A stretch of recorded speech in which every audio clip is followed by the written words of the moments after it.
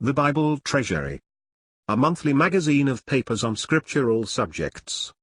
Article 13, Volume 9, 1872, and 1873. The Pope and the Scriptures. Being Bishop Strossmayer's speech in the recent Vatican Council, from an Italian version published at Florence. 1872, 122. Venerable Fathers and Brethren, it is not without trembling, yet with a conscience free and tranquil before God who lives and sees me, that I open my mouth in the midst of you in this august assembly. From the time that I have been sitting here with you I have followed with attention the speeches that have been made in the ball, hoping, with great desire, that a ray of light, descending from on high, might enlighten the eyes of my understanding, and permit me to vote the canons of this holy ecumenical council with perfect knowledge of the case. Penetrated with the feelings of responsibility, of which God will demand of me an account, I have set myself to study with the most serious attention the writings of the Old and New Testament, and I have asked these venerable monuments of truth to make known to me if the Holy Pontiff, who presides here, is truly the successor of Saint Peter, Vicar of Jesus Christ, and the infallible Doctor of the Church.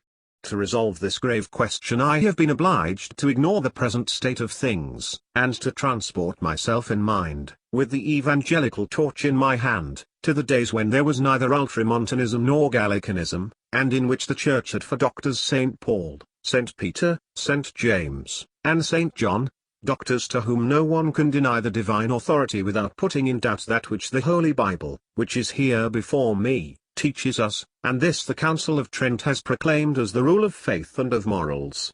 I have then opened these sacred pages.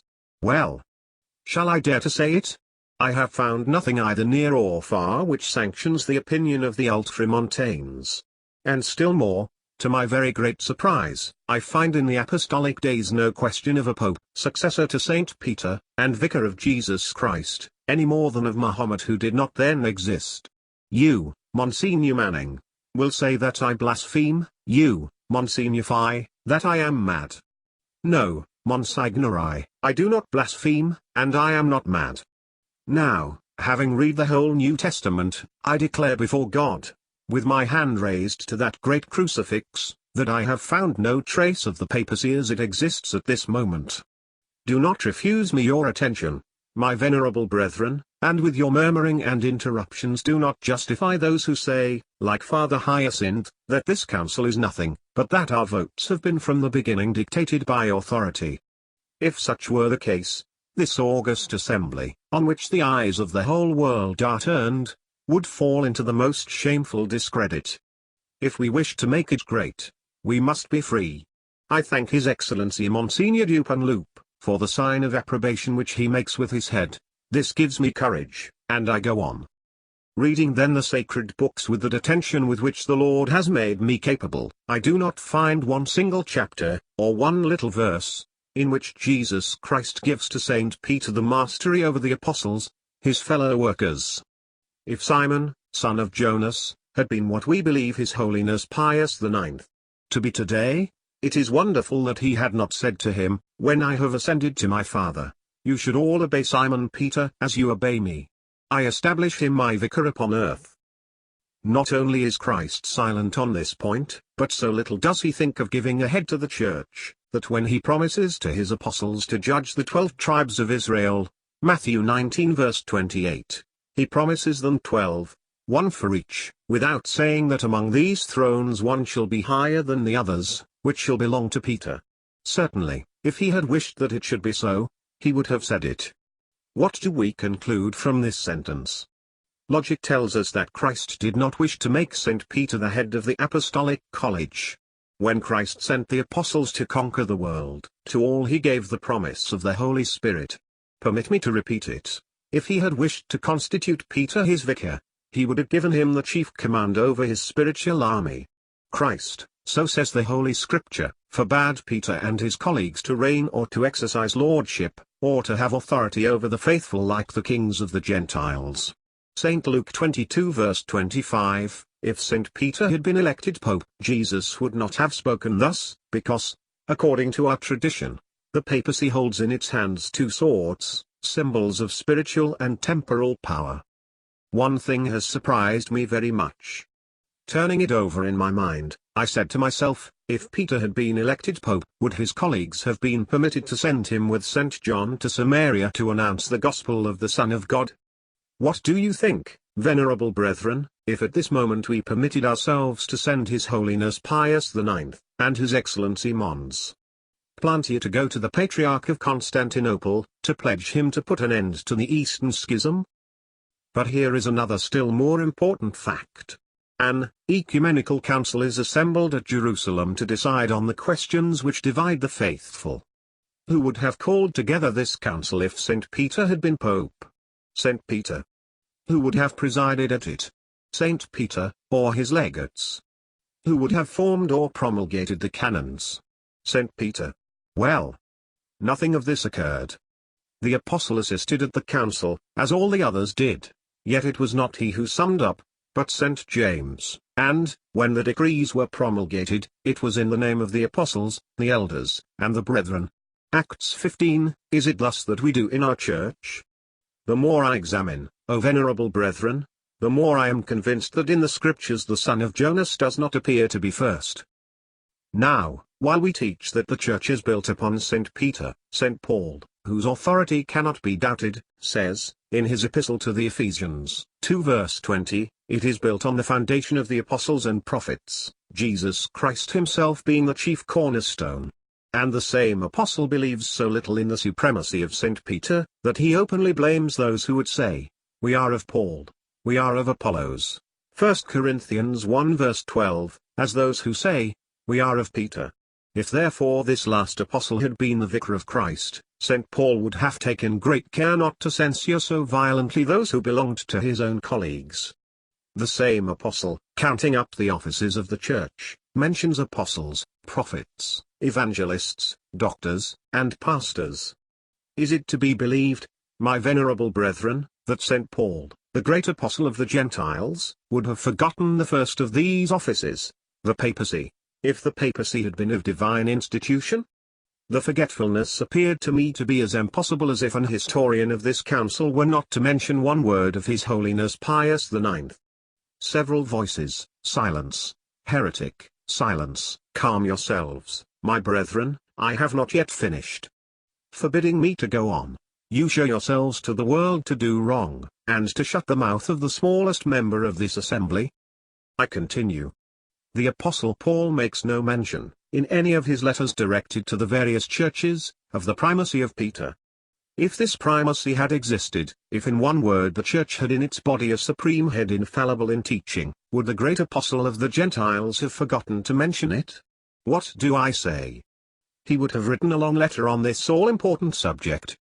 Then, as he has actually done, when the edifice of the Christian doctrine is erected, would the foundation, the key of the arch, be forgotten?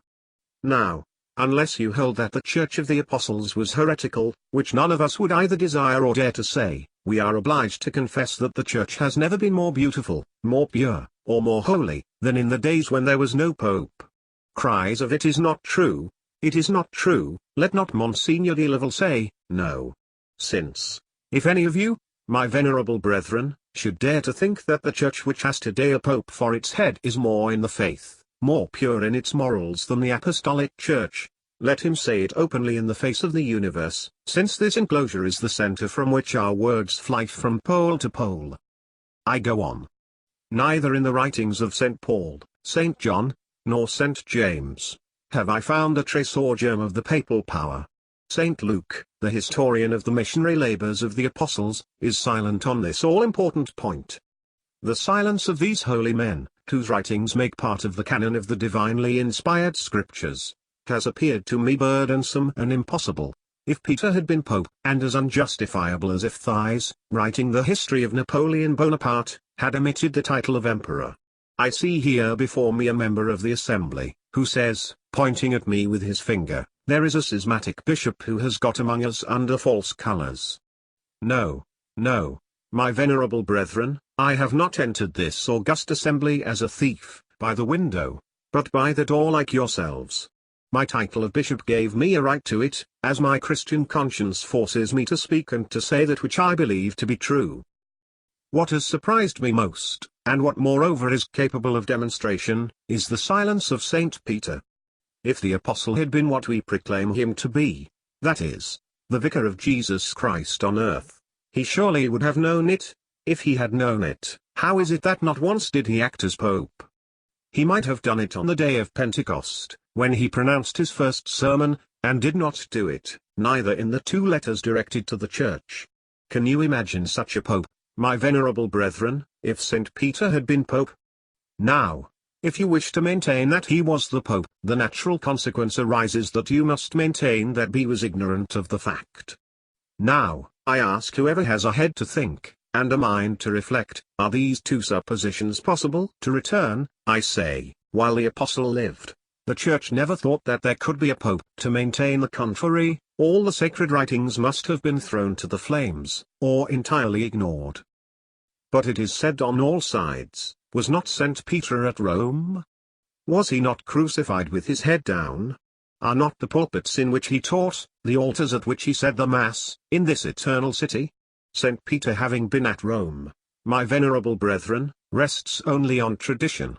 But, if he had been Bishop of Rome, how can you from that episcopate prove his supremacy? Scaliger, one of the most learned of men, has not hesitated to say that St. Peter's episcopate and residence at Rome ought to be classed with ridiculous legends. Repeated cries, shut his mouth, make him come down from the pulpit. Venerable brethren, I am ready to be silent, but is it not better, in an assembly like ours, to prove all things, as the apostle commands, and to hold fast what is good? But, my venerable friends, we have a dictator, before whom we, even His Holiness Pius IX, must prostrate ourselves and be silent and bow our heads. That dictator is history. This is not like a legend, which can be made as the potter makes his clay, but is like a diamond which cuts on the glass what cannot be cancelled. Till now I have only leant on her, and if I have found no trace of the papacy in the apostolic days, the fault is hers, not mine. Do you wish to put me into the position of one accused of falsehood? You may do it, if you can. I hear from the right these words: Thou art Peter, and on this rock I will build my church. Matthew 16. I will answer this objection presently, my venerable brethren, but, before doing so, I wish to present you with the result of my historical researches. Finding no trace of the papacy in the days of the apostles, I said to myself, I shall find what I am in search of in the annals of the Church. Well, I say it frankly, I have sought for a pope in the first 4 centuries, and I have not found him. None of you, I hope, will doubt the great authority of the holy Bishop of Hippo, the great and blessed St. Augustine. This pious doctor, the honor and glory of the Catholic Church, was secretary in the Council of Melvi. In the decrees of this venerable assembly are to be found these significant words: Whoever wills to appeal to those beyond the sea shall not be received by anyone in Africa to the communion. The bishops of Africa acknowledged the Bishop of Rome so little that they smote with excommunication those who would have recourse to an appeal. These same bishops, in the 6th Council of Carthage, held under Aurelius, bishop of that city, wrote to Celestinus, bishop of Rome, to warn him not to receive appeals from the bishops, priests, or clerics of Africa, and that he should send no more legates or commissaries, and that he should not introduce human pride into the Church. That the Patriarch of Rome had from the earliest times tried to draw to himself all the authority is an evident fact, but it is an equally evident fact that he had not the supremacy which the Ultramontanes attribute to him. Had he possessed it, would the bishops of Africa, St. Augustine first among them, have dared to prohibit the appeals of their decrees to his supreme tribunal? I confess without difficulty that the Patriarch of Rome held the first place. One of Justinian's laws says, let us order, after the definition of the 4 councils, that the Holy Pope of ancient Rome shall be the first of the bishops, and that the Most High Archbishop of Constantinople, which is the new Rome, shall be the second. Bow down then to the supremacy of the Pope, you will say to me. Do not run so fast to this conclusion, my venerable brethren, inasmuch as the law of Justinian has written on the face of it. Of the order of the patriarchal sees, precedence is one thing, the power of jurisdiction is another. For example, supposing that in Florence there was an assembly of all the bishops of the kingdom, the precedence would be given to the primate of Florence, as among the Easterns it would be accorded to the Patriarch of Constantinople, as in England to the Archbishop of Canterbury.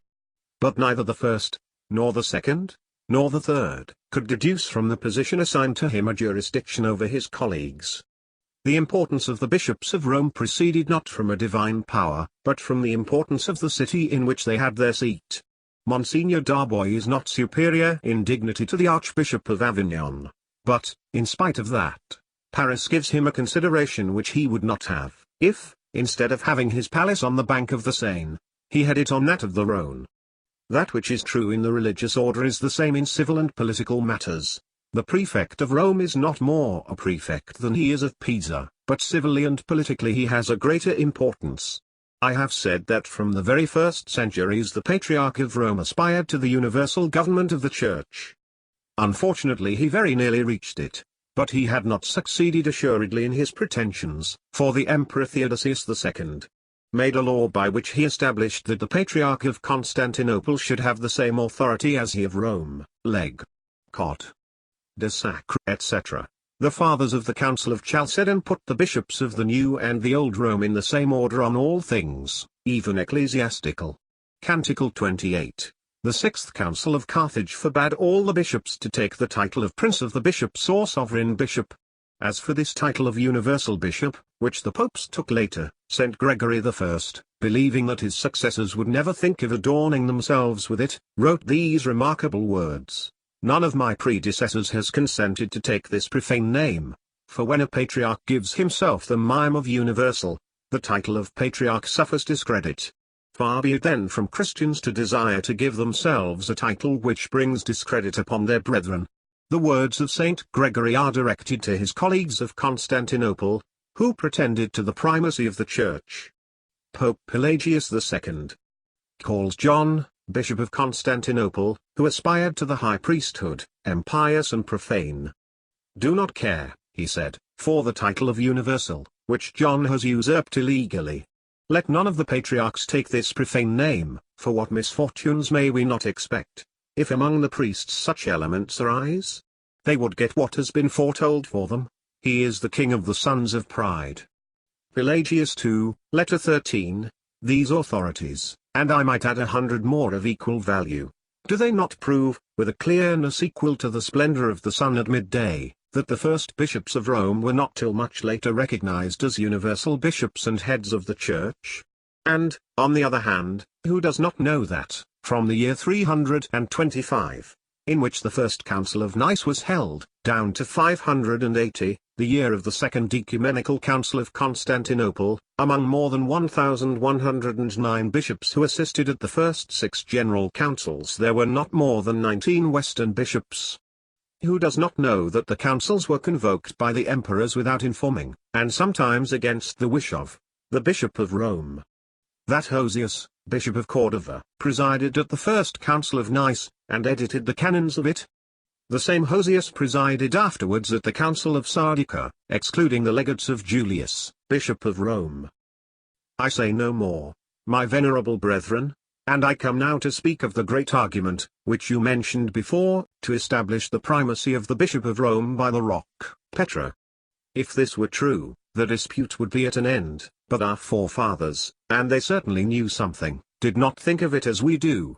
Saint Cyril, in his 4th book on the Trinity, says, "I believe that by the rock you must understand the unshaken faith of the apostles." Saint Hilary, Bishop of Poitiers, in his 2nd book on the Trinity, says, "Their rock, Petra, is the blessed and only rock of the faith confessed by the mouth of Saint Peter," and in the 6th book of the Trinity, he says it is on this rock of the confession of faith that the Church is built. God, says Saint Jerome in the 6th book on Saint Matthew, has founded his Church on this rock, and it is from this rock that the Apostle Peter has been named. After him Saint Chrysostom says in his 53rd homily on Saint Matthew, "On this rock, I will build my Church," that is, on the faith of the confession. Now, what was the confession of the Apostle? Here it is: "Thou art the Christ, the Son of the living God."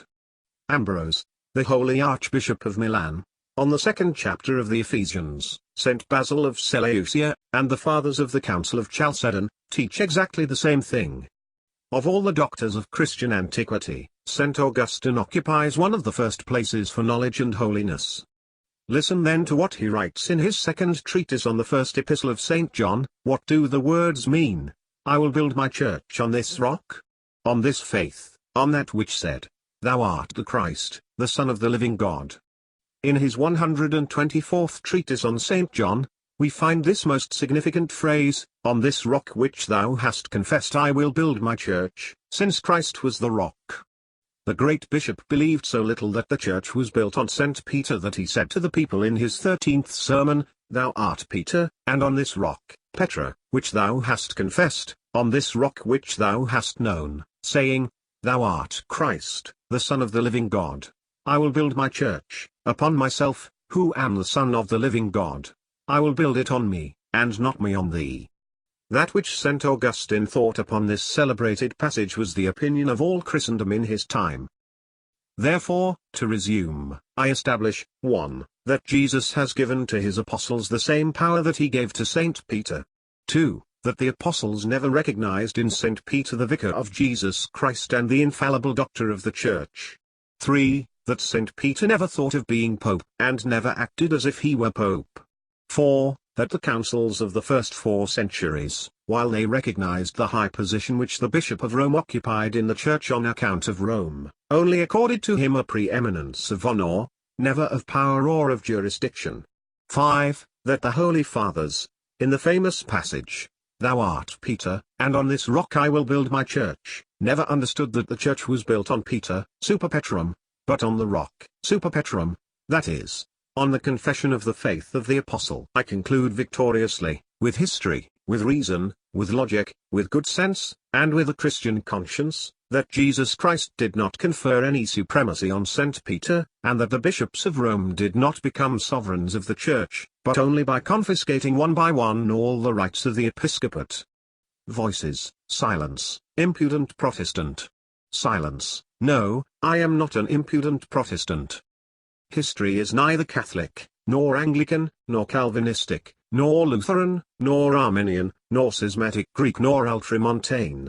She is what she is, that is, something stronger than all confessions of faith of the canons of the ecumenical councils. Write against it, if you dare. But you cannot destroy it, any more than taking a brick out of the Colosseum would make it fall. If I have said anything which history proves to be false, show it to me by history, and without a moment's hesitation I will make an honorable apology.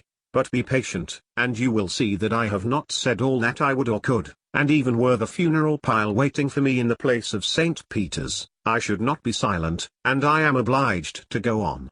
Monsignor Dupanloup, in his celebrated observations on this Council of the Vatican, has said, and with reason, that if we declared Pius IX infallible, we must necessarily, and from natural logic, be obliged to hold that all his predecessors were also infallible.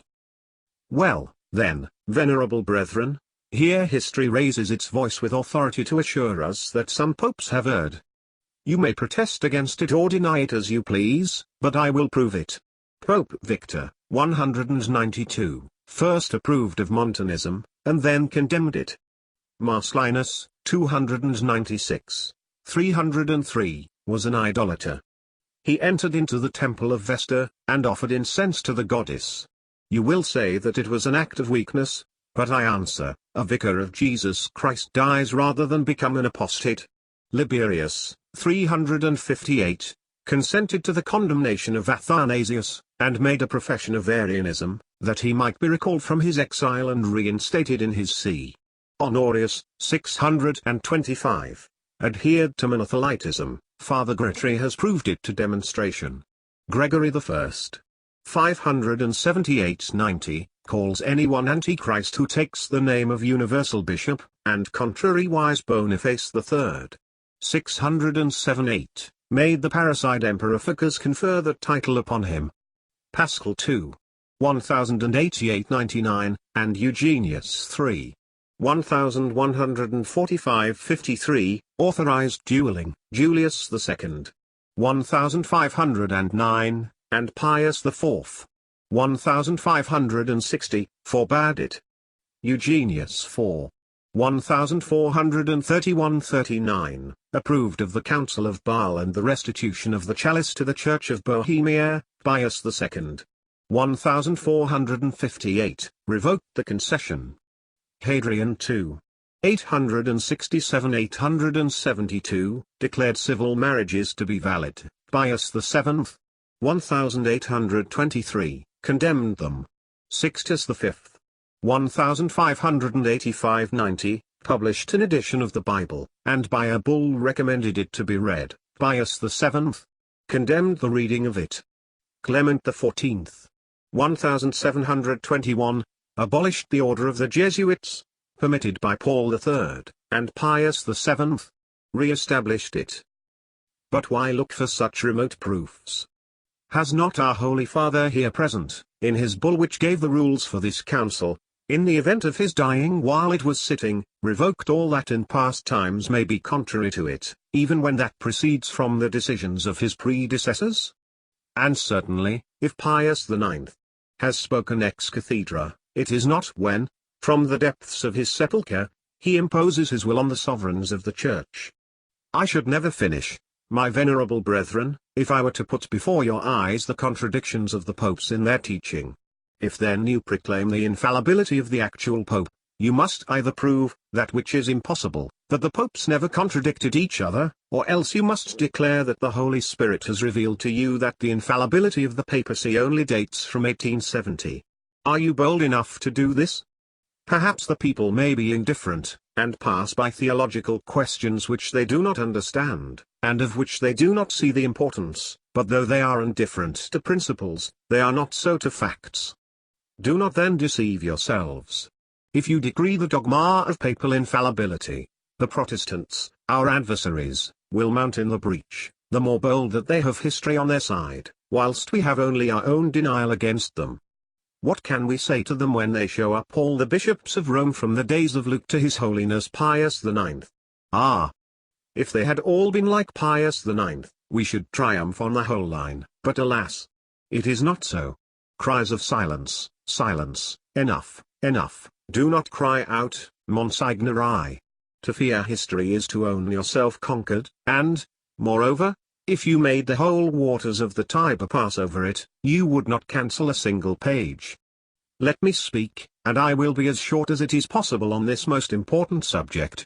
Pope Vigilius, 538, purchased the papacy from Belisarius, lieutenant of the Emperor Justinian. It is true that he broke his promise and never paid for it. Is this a canonical mode of binding on the tiara? The Second Council of Chalcedon had formally condemned it. In one of its canons you read that the bishop who obtains his episcopate by money shall lose it and be degraded. Pope Eugenius III. 4. In original, 1145, imitated Vigilius. St. Bernard, the bright star of his age, reproves the Pope, saying to him, "Can you show me in this great city of Rome anyone who would receive you as Pope if they have not received gold or silver for it?" My venerable brethren, will a Pope who establishes a bank at the gates of the temple be inspired by the Holy Spirit? Will he have any right to teach the Church infallibly? You know the history of Formosus too well for me to add to it. Stephen 11. Made his body be exhumed, dressed in his pontifical robes, be made the fingers which he used for giving the benediction be cut off, and then had him thrown into the Tiber, declaring him to be a perjurer and illegitimate. He was then imprisoned by the people, poisoned, and strangled. Look how matters were readjusted. Romanus, successor of Stephen, and after him John X, rehabilitated the memory of Formosus. But you will tell me these are fables, not history. Fables. Go, Monsignori, to the Vatican Library and read Platina, the historian of the papacy, and the Annals of Baronius, AD 897. These are facts which, for the honor of the Holy See, we should wish to ignore, but when it is to define a dogma which may provoke a great schism in our midst, the love which we bear to our venerable Mother Church, Catholic, Apostolic, and Roman, ought it to impose silence on us. I go on. The learned Cardinal Baronius, speaking of the papal court, says, "Give attention, my venerable brethren, to these words. What did the Roman Church appear in those days? How infamous! only all-powerful courtesans governing in Rome. It was they who gave, exchanged, and took bishoprics, and, horrible to relate, they got their lovers, the false popes, put on the throne of St. Peter. Baronius, AD 912, you will answer, these were false popes, not true ones. Let it be so, but in that case, if for 50 years the see of Rome was occupied by anti-popes, how will you pick up again the thread of pontifical succession? Has the Church been able, at least for a century and a half, to go on without a head, and find itself acephalous? Look now. The greatest number of these anti-popes appear in a genealogical tree of the papacy, and the absurdity it must have been that Baronius described. Because Generado, the great flatterer of the popes, had dared to say in his chronicles, A.D. 901, this century is unfortunate, as for nearly 150 years the popes have fallen from all the virtues of their predecessors, and have become apostates rather than apostles. I can understand how the illustrious Baronius must have blushed when he narrated the acts of these Roman bishops. Speaking of John the 11th, 931, natural son of Pope Sergius and of Marozia, he wrote these words in his annals: the Holy Church, that is, the Roman, has been vilely trampled on by such a monster. John the 12th, 956, elected Pope at the age of 18, through the influence of courtesans, was not one whit better than his predecessor. I grieve, my venerable brethren, to stir up so much filth. I am silent on Alexander VI, father and lover of Lucretia. I turn away from John the 22nd, 1319, who denied the immortality of the soul, and was deposed by the Holy Ecumenical Council of Constance. Some will maintain that this council was only a private one. Let it be so, but if you refuse any authority to it, as a logical sequence you must hold the nomination of Martin V, 1417, to be illegal. What, then, will become of the papal succession? Can you find the thread of it? I do not speak of the schisms which have dishonored the Church. In those unfortunate days the see of Rome was occupied by 2 competitors, and sometimes even by 3. Which of these was the true pope? Resuming once more, again I say, if you decree the infallibility of the present Bishop of Rome, you must establish the infallibility of all the preceding ones, without excluding any. But can you do that when history is there establishing with a clearness equal only to that of the Son, that the popes have erred in their teaching? Could you do it and maintain that avaricious, incestuous, murdering, simoniacal popes have been vicars of Jesus Christ? Oh, venerable brethren, to maintain such an enormity would be to betray Christ worse than Judas. It would be to throw dirt in his face. Cries, down from the pulpit, quick, shut the mouth of the heretic. My venerable brethren, you cry out, but would it not be more dignified to weigh my reasons and my proofs in the balance of the sanctuary? Believe me, history cannot be made over again. It is there, and will remain to all eternity, to protest energetically against the dogma of papal infallibility. You may proclaim it unanimously, but one vote will be wanting, and that is mine.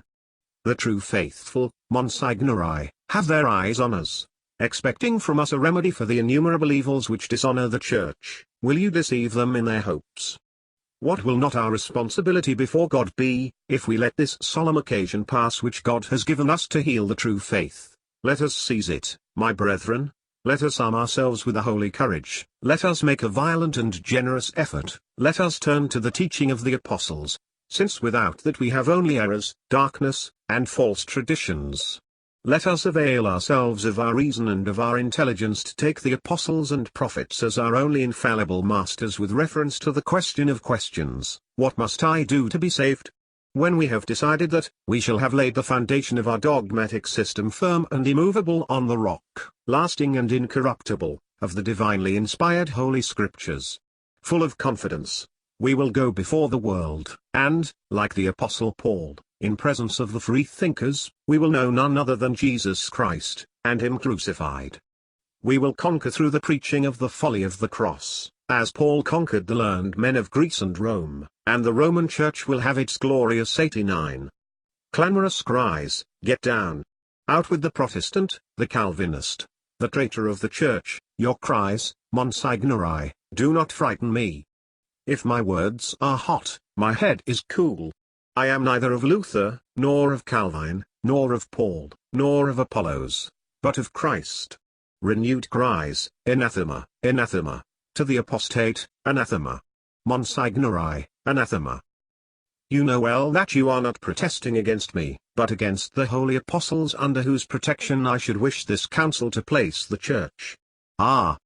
If covered with their winding sheets they came out of their tombs, would they speak a language different from mine?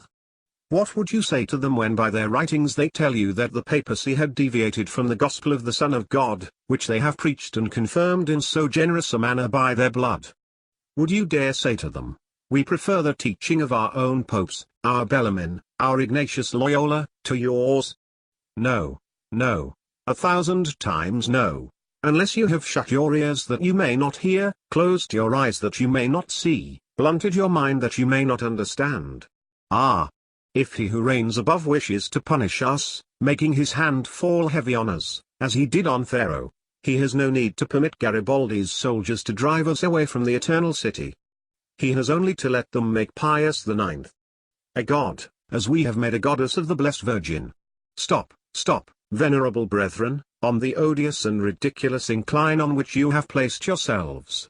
Save the Church from the shipwreck which threatens her, asking from the Holy Scriptures alone for the rule of faith which we ought to believe and to profess. I have spoken, may God help me.